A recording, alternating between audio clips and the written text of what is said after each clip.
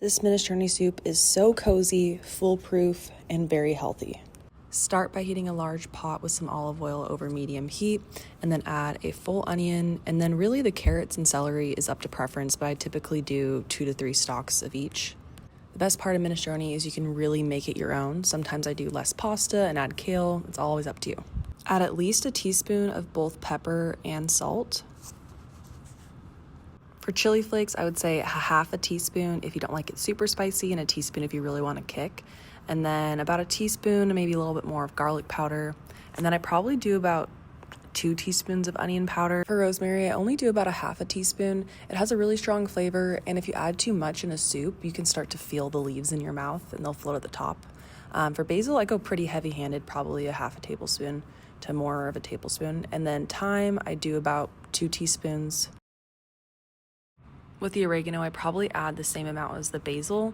At this point, the onions should be translucent, which is the perfect time to add your garlic. I did 4 cloves, and then I also add tomato paste at this point.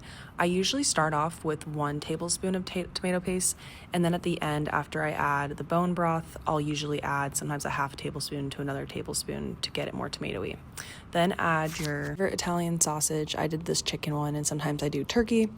Just make sure everything's incorporated with that base because it's so flavorful cooking the spices and the aromatics like that, and the tomato paste makes it really rich. Once the Italian sausage looks pretty much cooked all the way through, I add my zucchini. I just did 1 medium-sized zucchini, and then let the zucchini cook for probably 5 or so minutes. This way it all softens down and you don't have like hard zucchini by the end. You want everything to be soft but not mushy is the goal.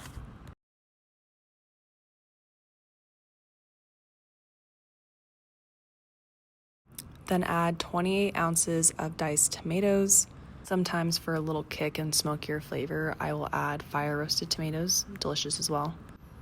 I let this come to a boil before I add my beans just to make sure the zucchini is very cooked down. I add 1 can of cannellini beans and then 1 can of kidney beans. Right after, I add a full box of bone broth, and then up to you for how thick you want your soup. You could do a half a cup or a full cup.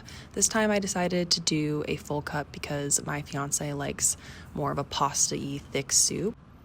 Then just let it cook for about 10 minutes, stirring occasionally, and it will have thickened up and the ditalini will be tender.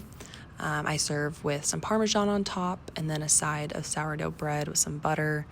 It's absolutely delicious, and then it makes a ton of leftovers, which is great for an easy lunch or dinner.